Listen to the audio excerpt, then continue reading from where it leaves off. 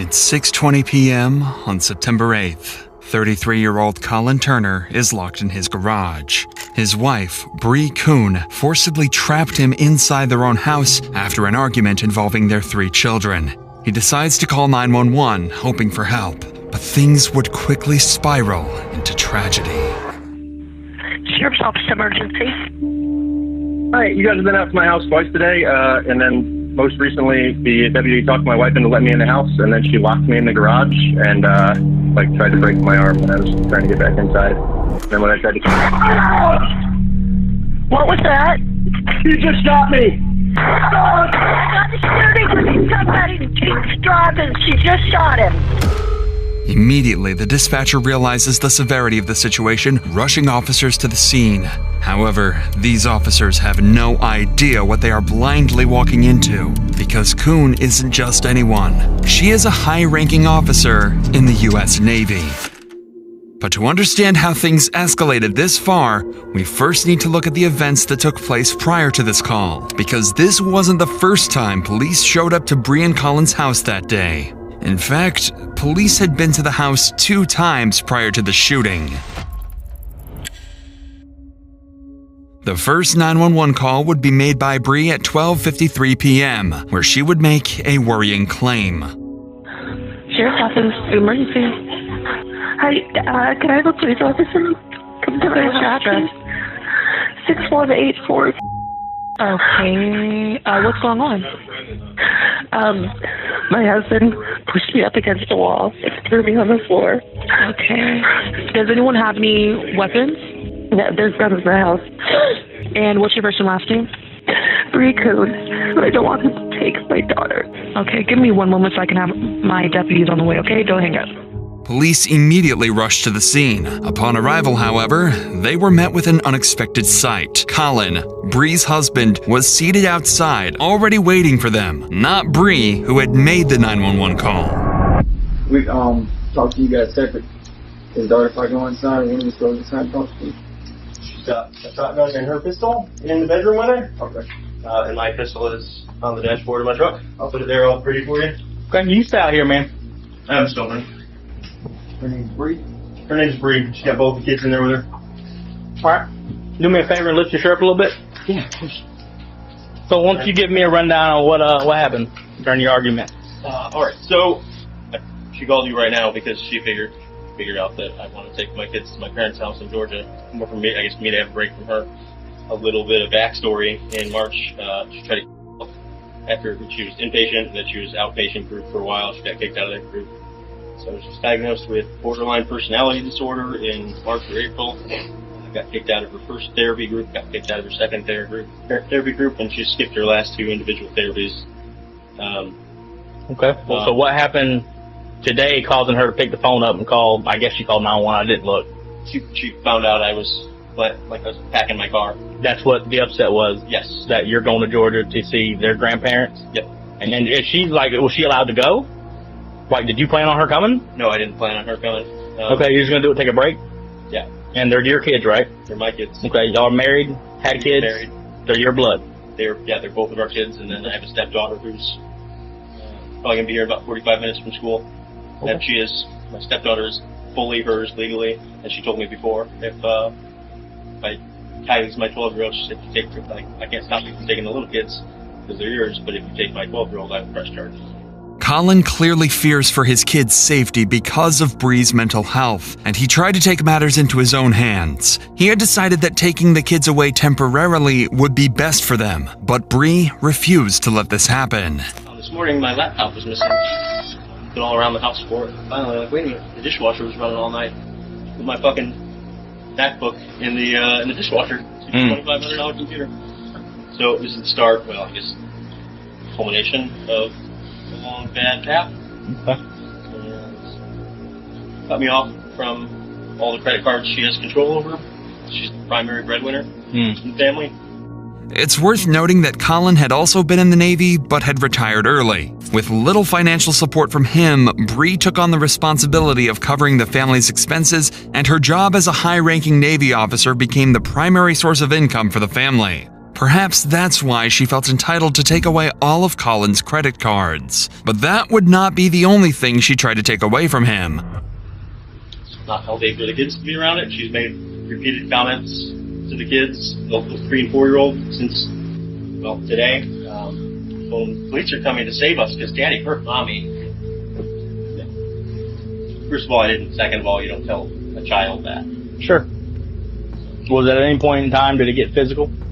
I told you I tried to grab my daughter last night, and she got physical and stopped me. So I backed the fuck off at that point. That kind of allegation is the last thing I need. At this point, police couldn't intervene without clear evidence of violence.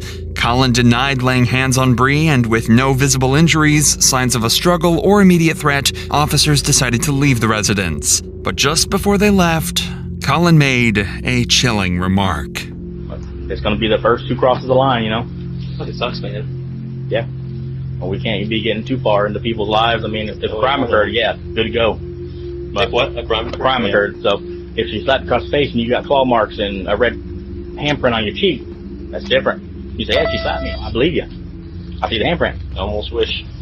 Nobody could have expected that this comment would eerily predict the tragedy that was about to unfold.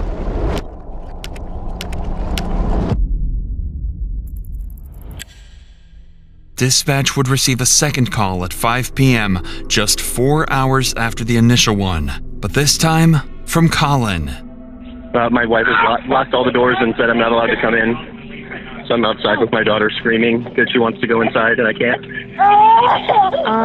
Okay, what's your...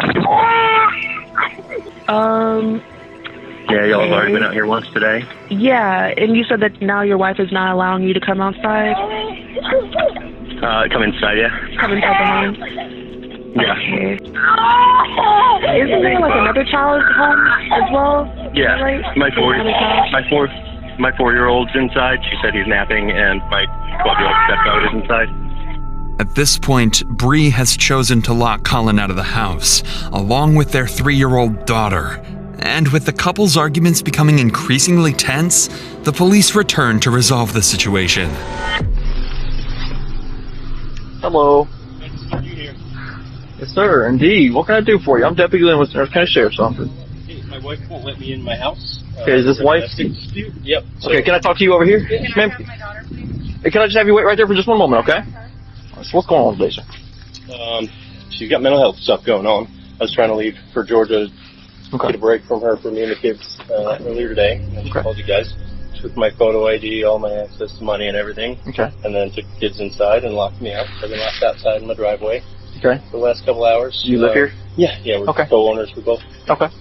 So I've been on the phone with family advocacy through the Navy and all that most of the day. So I haven't cared that I'm outside. Okay. Until she came outside with my daughter on the porch. Okay. Screaming. So I came over and she gave my daughter to me, and that's kind of like the last straw. You guys, so are you guys still married? I mean, for now, yeah. It's still legal and it's common property. Yep. Yeah. So she's not allowed to stop me from entering my house. If it's your house and you still live here, by all means, you got to enter your home. However, you got to enter your home. Yeah. So she's allowed to change the locks, and I'm allowed to break a window. Is that what you're saying? I'm not telling you to break a window. If you want to tear, I mean, it's your property. However, you got to get into your house. You got to get into your house. If it's your home and you live here and you got your items in there, if you got to get in, however you got to get in. You can't like escort me in, and let me in. Well, I'm gonna talk to her in just a second. But we'll figure out what's going on. But at any point with this argument, was it physical? Was it anybody hit, scratch, kick, bite, push, anything like that? Poke, anything even? Nope. Okay. Yet again, Colin expresses that nothing physical had happened between the two, and Bree's mental health spiraling out of control is the reason for their ongoing argument. But with Bree now outside, the officer makes his way over to her, and she describes her side of the story much differently. And so he's wanting to take him to Georgia? Yeah, I was talking to him about wanting a divorce, so he said that he's going to take the kids to Georgia, and he can because we're still married. Okay. Got into an argument about it. He pushed me up against the wall. He threw me onto the floor in the bathroom. And that's when I called the police earlier today. Okay. Then I locked him out. Okay. Well, he had been in contact with my command. Okay. So he said that there's allegations of emotional abuse. Okay. So obviously I don't want him in there. Okay. You know, him and I arguing in front of the kids, so I Okay. left him out. My daughter, she wakes up sometimes, like in Oval from naps or whatever. Sure. And it's usually like him and I will pass her back and forth and kind of, you know, she's fickle. Who Okay. she wants better. So if she woke up from the nap and... When you say your daughter, you mean that one? Yeah. Yeah, when she woke up like that, I brought her out here because I'm, you know, she's used to him and I, so I brought her out here. Okay. So he can help calm her down. He snatched her from me and then started trying to use her to, I don't know. Okay. He said, you know, she doesn't want to come in the house. I'm like, Daddy's there. Okay. Being manipulative. Okay. It's not a So- good environment. It's his house too, right? He lives here too? So we can't lock each other out of the house. I mean, if we do, he's got every right to enter the house however he's got to enter the house. Yeah, that's fine. Okay. And same thing, if we change the locks, he's got every right to get in the house however he's got to get in the house, okay? Okay. If he lives here, he's got property here. For the betterment of your daughter, whatever you guys got going on, you got to put aside for the kids. You see Well, what I I'm saying? agree, but he told me not to talk to him. So Okay. I'm not going to let him in the house, but he's going to come in and start arguing. But at the same time, that's leaving the child. I mean, that's kind of leaving the child out here to fend for herself. Does that make sense? Yeah, for sure. So I Okay. don't want him to do that. Okay. But, I mean, I can't stop him from going inside the house. But that's fine. I just wanted Okay. him to see me so that she's not out here. Okay. They said earlier that since I didn't have any bruises, and Okay. there was nobody to witness Right. him getting physical with me, Okay. that they should do. Despite Bree accusing Colin of assault, the deputy found no evidence of injury or signs of an altercation on either of them and left the house once again. No one could have anticipated just how much this situation was about to escalate, changing the life of this family forever. And it's in times like these where you realize how quickly life can change. Life can change in an instant. That's what happened in November 2021, when a father of two, who was tragically shot and killed while attending a pop-up party held at an Orlando business complex that lacked proper security. His grieving family needed help fighting for accountability, facing powerful property owners. They turned to the sponsors of today's video, Morgan & Morgan. Their experienced attorneys fought hard and secured an $11 million verdict for the family. If you're seriously hurt because someone else was negligent, your injury could potentially be worth millions. They don't settle for lowball offers. They fight for the maximum compensation you deserve if you become their client. And crucially, unless they win your case, the fee is absolutely free. You pay nothing if they don't win for you. They've achieved significant verdicts recently. They won $12 million for a car crash victim in Florida and $26 million in Philadelphia, often getting 30 or 40 times more than the insurance companies initially offered. Wondering if you have a case? It takes only a few minutes to find out. You can start your claim now with Morgan & Morgan by visiting www.forthepeople.com/insanitybodycam, found in the description, or by scanning the QR code on the screen. Sheriff's Office emergency. Hi, you guys have been out to my house twice today, and then most recently the deputy talked my wife into letting me in the house, and then she locked me in the garage and tried to break my arm when I was trying to get back inside. She's currently got me locked in the garage because earlier she broke both of the big doors, and then when I came out here to fix it after getting in the house earlier, she locked the door behind me. And then when I tried to What was that? You just shot me! Shooting with somebody. She's driving. She just shot him. I just heard 4 shots. Sir, are you there? Sir, are you there? He's not answering. Chillingly, the line went silent. The dispatcher would let Colin know that officers were on their way, but to no response. All police in the area were quickly notified and raced to the scene. Open the door. I'll give you $1.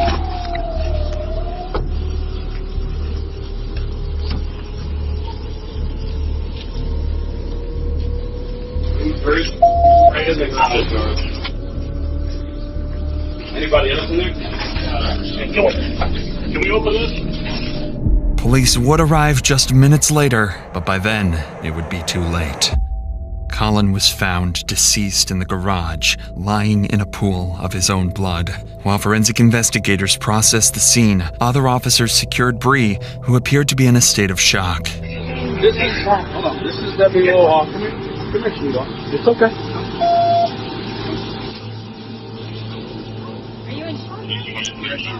Well, do me a favor. Can you, if they're working on it right now. Okay. I need you to go with this deputy, have her see if her car, she's going to hang out with you. Take her. I'll get EMS to come check her out. She's the shooter.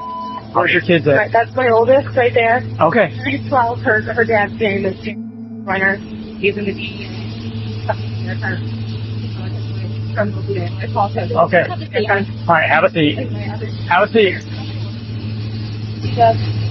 I don't know yet, man. I just got here. No, I'm fine. That's just my kids. My husband. Are kids in the house? No, they're with the neighbor. He's dead. I saw him and I tried to help him. He was dead. Well, let's not talk about that right now, okay? My kids don't have a dad or a mom now. And it's my fault. Right? Alright. So right now, we're just gonna do this for right now, okay? For your safety for ours, okay? I'm a murderer. Listen to me. You're not under arrest right now. You're being investigated. No, you should arrest me. I killed my husband. Bree immediately tells the officers that she's the one who shot Colin, unsure if he's still alive. She appears stunned and confused. She then says the children are at the neighbor's house, and officers go to verify their safety. Hello, Mr. Jinx? I'm sorry, Mr. Curtis? Yes, sir. Okay, we're on Jinx. I'm sorry about that. That's right. Do you have the 3 children over here that belong to Bree? Yes. Okay. They're here. Are they okay? Can I put my eyes on them real quick? Yes. I think she saw it. She's in a crying ball and her eyes out right now. He says that she brought them over about 5 minutes ago, no more than about 5 minutes ago. So, I don't know which one of the children saw it. The 2 little ones aren't crying or upset, but the 12-year-old, 13-year-old, I think it is. We'll get she's obviously upset, so she's obviously seen something. I'm not talking to her. Yeah. She's sitting there on the couch. I was just make sure we have victim data. Yes, they're coming. With the kids safe and accounted for, Bree is taken to the police station for formal questioning. Though she'd confessed on body cam to shooting Colin, detectives knew that an informal admission alone might not hold up strongly in court, especially given Bree's position as a high-ranking Navy officer. Their goal now was simple: to get Bree's confession documented on record and remove any room for doubt or manipulation later on. But as soon as the interview began, Bree completely changed her story. I talked to a lot of people tonight, okay? But I feel like your voice is the most important. I want to give you the opportunity to kind of explain. He pushed me up against the doorway. He threw me on the ground and said nobody would believe me because I was a crazy bitch. I told him that I wanted a divorce. So he was just trying to take the kids. He was in the garage again and I locked him out. He tried coming in, so I blocked the door and he kicked my foot and was trying to push to go to the door. And I was trying to keep him out. I shot him. He was still coming towards me. I don't think I shut the door. Bree claims she shot Colin in self-defense. She tells the detectives that she was assaulted by Colin and feared for her safety. However, her story is inconsistent with what the officers witnessed on the scene. Bree had no visible injuries to support her claim, and so the detectives continue pushing for answers to make a clear timeline of events. How many times did you shoot him, Bree? I didn't mean to shoot him. He said something and just the look on his face. What was the look on his face? He was gonna kill me. Where did you get the gun? When you said you came to the door, did you already have the gun in your hands? Why did you have the gun when you went to the garage door? I just wanted them to go. Why did they arrest him when I called the police? Why did they arrest him? I didn't want him dead. I wasn't out there. Bree evades their question by shifting the blame entirely onto the officers. Failing to accept responsibility for the killing, Bree now decides to stop answering any questions entirely. I don't want to talk about it anymore. I have to talk to my dad. We'll get you a phone book. It's real important for us to understand your perception of what was going on with your husband. I don't want to answer any more questions. I have to talk to my dad. Before we let you call her dad, can we give you just a little bit of information so you understand how important it is that we get your statement?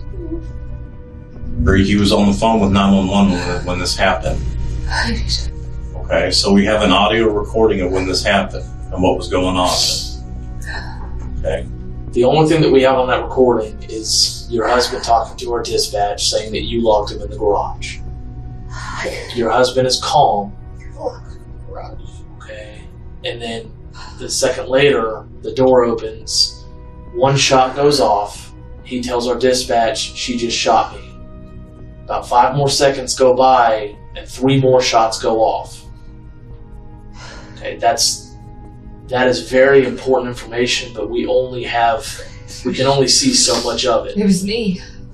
What was you? I shot him. I told you. What was he doing? You said he made you do Coming this. towards me. No. I didn't say that, and I don't want to answer any more questions. I want to talk to my dad. But I need a lawyer. Knowing she does not have much of a self-defense case, she brings the interrogation to a sudden end. The officers then allow Bree to call her father, and she wastes no time telling him what went down. Hello? Daddy. Hey. Where are you? I'm in an office. Daddy. You're at the police? Yeah. You're at the police station? Yeah. I killed Colin. I know you did. I know you did. I'm just trying to figure out why. Threatening you or... Even to her father, Bree fails to give him a reason for the killing and doesn't confirm that Colin had actually been threatening her at the time. And despite Bree's previous claims, the interrogation ultimately concluded with her being arrested. During her trial, Bree was found guilty of murdering her husband, Colin Turner. Here's what actually happened.